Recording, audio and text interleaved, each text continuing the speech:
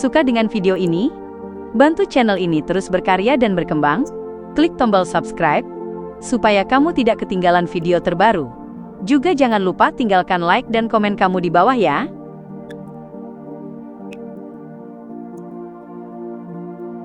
Ekspresi Belmont Carnot langsung berubah aneh ketika mendengar nama Frank Lee.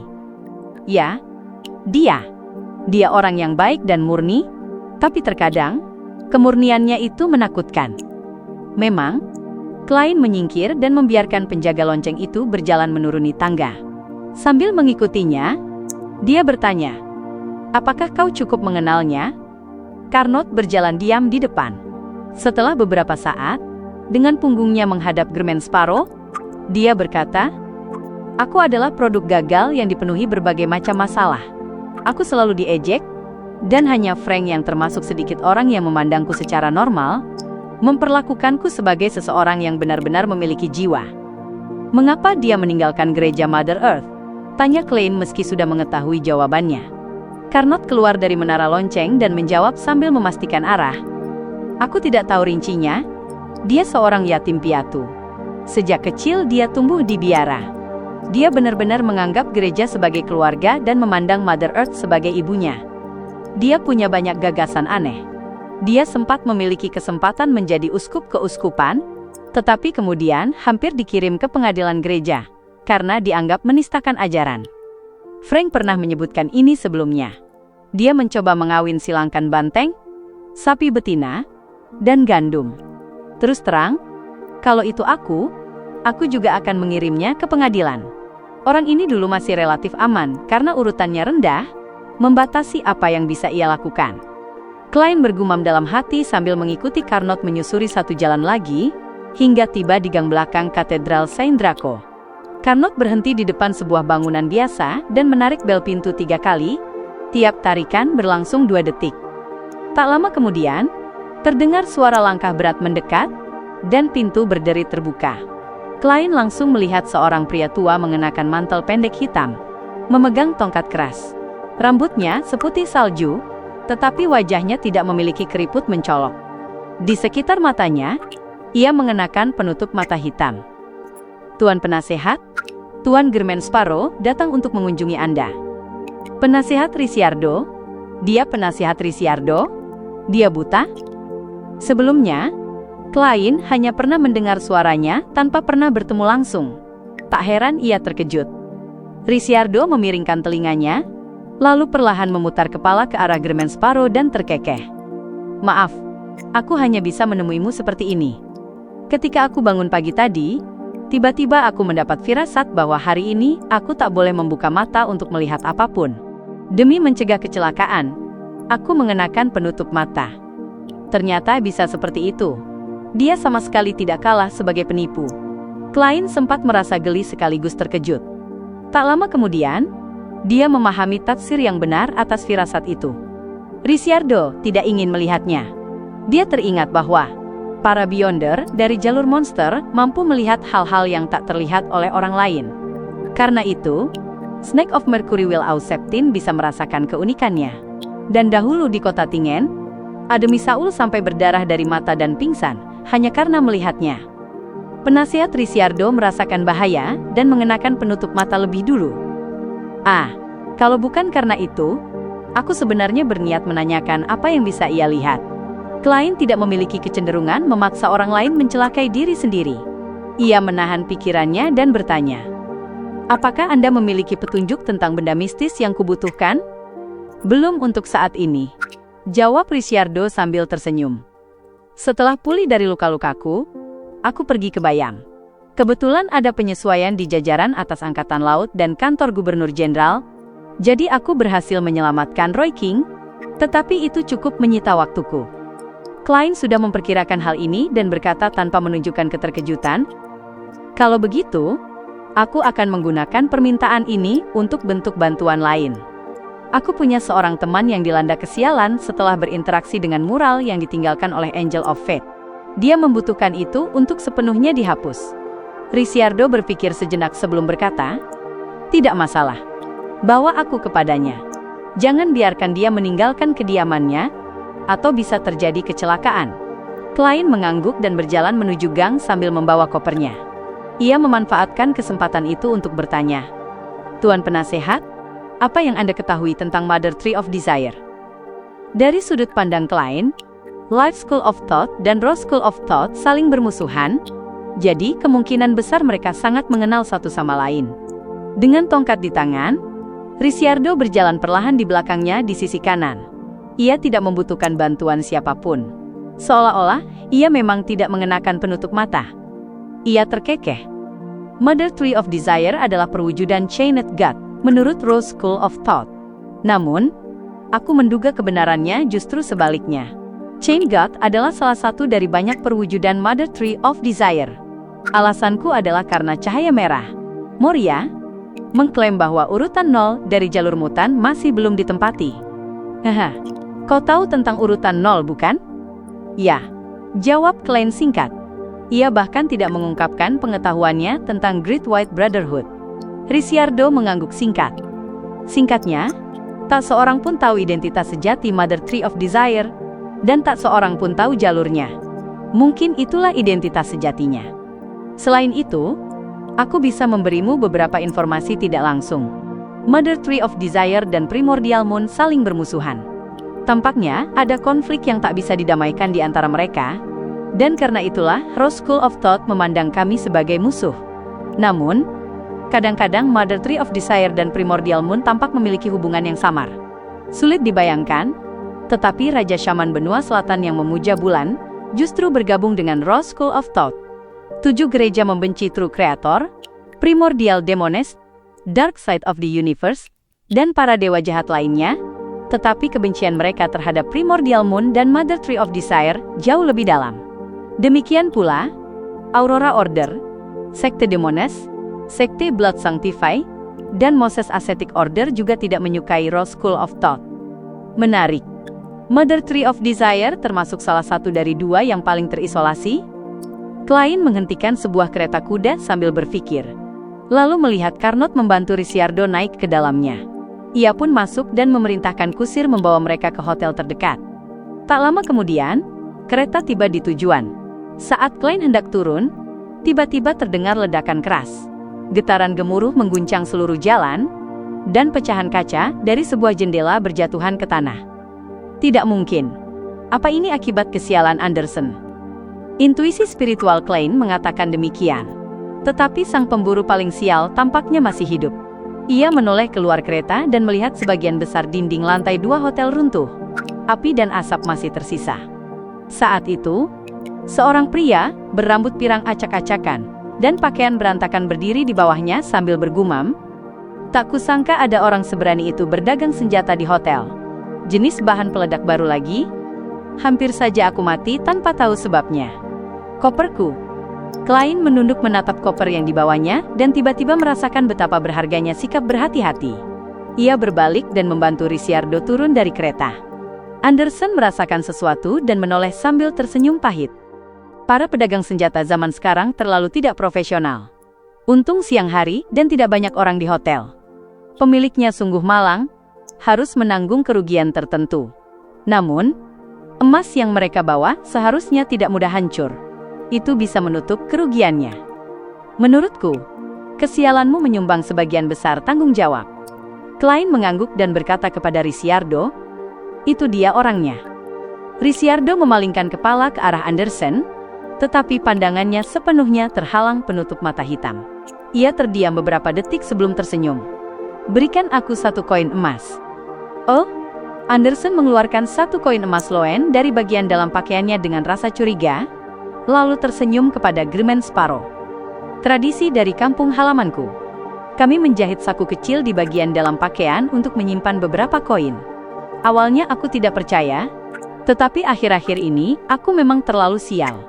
Sambil berbicara, ia menyerahkan koin emas itu kepada Ricciardo. Ricciardo menerimanya, perlahan menggenggamnya, lalu menarik kembali tangannya. Ia tertawa dan berkata, "Baiklah. Kesialanmu telah dihapus." "Ah?" Anderson berdiri terpaku, menatap Grmen Sparrow seolah berkata, "Hanya itu? Kau kena tipu?" Klein juga terkejut, tetapi ia memilih mempercayai Ricciardo. Bagaimanapun, dia adalah penasihat takdir. Ricciardo menyimpan koin emas itu dan terkekeh. Kesialan yang kau terima kali ini bukanlah permainan anak-anak. Jika kau tidak percaya, pergilah ke kasino untuk mencoba keberuntunganmu. Masuk akal. Anderson bertepuk tangan dan segera menanyakan arah kasino terdekat kepada orang yang lewat. Beberapa waktu kemudian, ia kembali dengan jaket bersih dan rapi. Ia memandang Ricciardo dan secara naluriah membuka mulutnya. Ia tiba-tiba tersentak, lalu buru-buru menutup mulutnya dan mengucapkan terima kasih dengan seringai. Setelah sang demigod dikirim dengan kereta, Anderson mendekat ke Germain Sparrow dan berkata dengan nada melamun, "Aku tadi hampir mengatakan, meskipun kau buta, kau benar-benar luar biasa dalam ranah takdir. Untung aku sempat teringat bahwa dia seorang demigod. Kalau kau benar-benar mengatakannya, mungkin kau akan menjadi pemburu yang mati tepat setelah kesialannya dihapus." Klien tidak menanggapi ucapannya dan berkata, "Sekarang bisa kau beritahu aku petunjuk tentang revolver itu?" Karena Creeping Hunger memiliki banyak keterbatasan, ia masih menginginkan benda mistis ofensif yang lebih konvensional. Anderson menyisir rambutnya dan terkekeh. "Itu ada di Bayam. Itu milik seorang teman yang dulu ku kenal, seorang petualang yang sangat kuat. Karena muak dengan kehidupan yang tidak stabil dan berbahaya, ia menggunakan tabungannya untuk membeli beberapa kebun rempah dan menikahi seorang wanita. Ia sepenuhnya meninggalkan pekerjaan kita ini. Baru-baru ini, ia memiliki seorang anak, dan pikirannya berubah lagi. Ia mulai berharap anaknya bisa tumbuh di lingkungan yang lebih baik dan aman, dengan prospek pendidikan yang lebih bagus, jadi ia berencana pindah ke Backlund. Di sana ada sekolah tata bahasa dan sekolah negeri terbaik. Hehe, ia tidak ingin menyewa tempat di Backlund, tetapi juga tidak berniat menjual kebunnya yang terus menghasilkan uang. Kebetulan ia punya kelebihan benda mistis, jadi ia berniat menjual revolver itu. Waktu itu aku sedang terburu-buru mengikuti ekspedisi berburu harta ke perairan tersebut, jadi aku tidak tahu apakah ia berhasil menjualnya. Namun, hanya sedikit orang yang bisa sekaligus membayar hampir 10.000 pound, jadi transaksi itu tidak akan selesai begitu saja. Baik, bawa aku kepadanya, jawab klien singkat. Pada saat yang sama di Golden Dream, Danitz dengan ngeri menyadari suatu masalah. Kaptennya sudah tidak muncul selama 3 hari.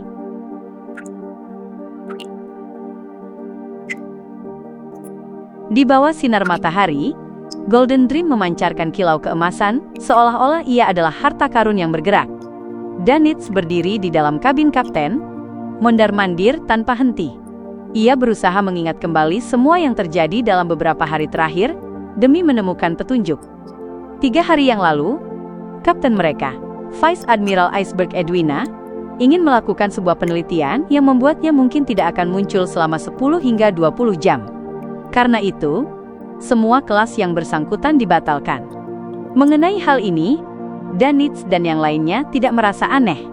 Hal seperti itu sering terjadi. Mereka justru senang karena tidak perlu mengikuti kelas. Karena itu, ada minum-minum, bernyanyi, dan pesta api unggun di atas kapal. Mereka hanya kurang sedikit lagi membakar Golden Dream, tetapi mereka bersenang-senang. Namun seiring berlalunya waktu, semua orang perlahan merasa ada yang tidak beres, termasuk Danitz yang agak lamban. Kapten mereka, yang seharusnya sudah menyelesaikan penelitiannya dalam waktu 24 jam, tidak muncul keesokan harinya. Ia bahkan tidak menyuruh siapapun mengantarkan makanan atau bir ringan yang biasa ia jadikan sebagai air minum. Setelah menunggu setengah hari dengan sabar tanpa melihat Vice Admiral Iceberg Edwina, para pelaut akhirnya mengumpulkan keberanian untuk mengetuk pintunya. Dengan ngeri, mereka tidak mendapat jawaban apapun. Di bawah pimpinan perwira pertama, Brewals, para bajak laut membuka kabin kapten dan mendapati ruangan itu kosong. Mereka kemudian pergi ke ruang koleksi dan tempat-tempat lain, tetapi tetap gagal menemukannya. Berdasarkan pengalaman sebelumnya, dugaan awal mereka adalah kapten mereka tiba-tiba terpikir sesuatu, lalu meninggalkan Golden Dream dengan tergesa-gesa menggunakan teknik mistis tertentu, atau meniru kekuatan Beyonder orang lain, tanpa meninggalkan sepucuk surat pun. Setelah itu, Danitz dan yang lainnya mencoba menghubunginya menggunakan metode seperti ritual soulfall, tetapi mereka tidak menerima respons. Yang bisa mereka lakukan hanyalah mencari di kabin kapten dan tempat-tempat lain, sambil meyakinkan diri untuk menunggu dengan sabar. 3 hari berlalu, tetapi Vice Admiral Iceberg Edwina tidak muncul maupun membalas. Para pelaut pun mulai panik. "Brengsek, ada hasil dari ramalanmu? Bukankah kau mengaku ahli?" Danitz berbalik dengan frustrasi ke arah si dasi kupu-kupu berbunga, Jodeson. Jodeson, dengan rambut hitam yang dicat emas, mengusap pelipisnya dan berkata dengan suara agak lembut, "Gagal. Semua metode ramalan yang digunakan untuk mencarinya gagal. Tapi untuk saat ini, bisa dipastikan bahwa kapten masih hidup. Hanya saja keberadaannya tidak diketahui." Perwira pertama, Walls, yang berambut pendek ikal keabu-abuan, mendorong monokelnya dan berkata, "Kita perlu mencari bantuan. Tidak ada satupun koleksi kapten yang hilang. Ia bahkan tidak membawa barang-barang mistis pentingnya saat pergi. Ini berarti situasinya sangat mendadak dan tak terduga." "Kita bisa mencari bantuan siapa?" tanya seorang boatswain lain yang pinggangnya membengkak, Beryl Daniels, dengan cemas. Brewers mengangkat pisaunya yang berpola perak ke hidungnya yang mancung dan berkata, "Kembali ke pantai barat." Di balik ucapannya, ia menyiratkan untuk mencari gereja God of Knowledge and Wisdom yang mendukung Vice Admiral Iceberg Edwina. Itu tidak bisa. Dari taman bermain para bajak laut ke pantai barat, kita harus melewati Laut Sonia, Laut Utara, dan Laut Berserk. Lalu kita harus berlayar lama melintasi Laut Kabut. Kapten tidak bisa menunggu selama itu. Apapun bisa terjadi padanya kapan saja, kata si dasi kupu-kupu berbunga, Jodeson. Kita harus segera menemukan seseorang yang bisa cepat kita hubungi dan memberi bantuan dalam waktu singkat. Danitz yang hendak mengumpat brengsek tiba-tiba mendapat pencerahan. Hanya ada satu orang yang bisa segera ia hubungi, dan itu adalah Germain Sparrow. Selain itu, petualang gila itu tidak pernah menyembunyikan fakta bahwa ia pandai meramal dan memiliki latar belakang misterius. Mungkin orang gila itu bisa menemukan kapten. Ia sering mampu melakukan hal yang mustahil. Danitz menarik kerahnya saat merasa kecemasan dan frustrasinya sedikit mereda. Ia membusungkan dada dan memandang sekeliling. Lalu ia berdehem dan berkata, "Aku punya kandidat. Aku bisa langsung menghubunginya. Selain itu, dia sangat ahli dalam ramalan." Begitu ia selesai berbicara, Gourmet Brewers, si dasi kupu-kupu berbunga Jodeson, Iron Skin, Beryl, dan yang lainnya serempak menoleh kepadanya. Dengan mata memerah, mereka mengaum, "Tunggu apa lagi?" Danitz diam-diam meninggalkan kabin kapten dan kembali ke kamarnya. Ia membuka selembar kertas, mengambil pena tinta, dan mengikuti ajaran kaptennya dengan menulis salam pembuka disertai beberapa basa-basi.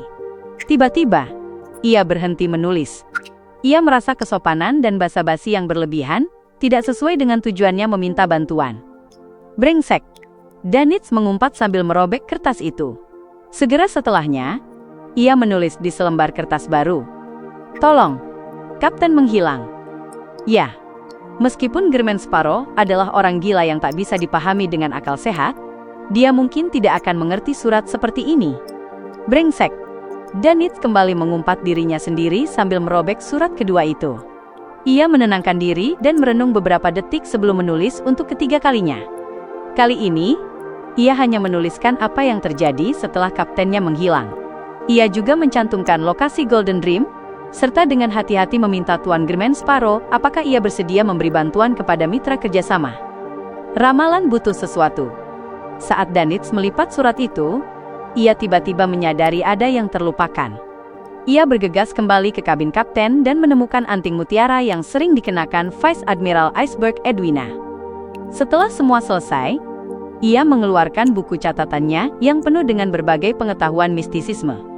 Ia membuka halaman yang sesuai dan dengan canggung menyiapkan ritual pemanggilan utusan berdasarkan pengalaman sebelumnya.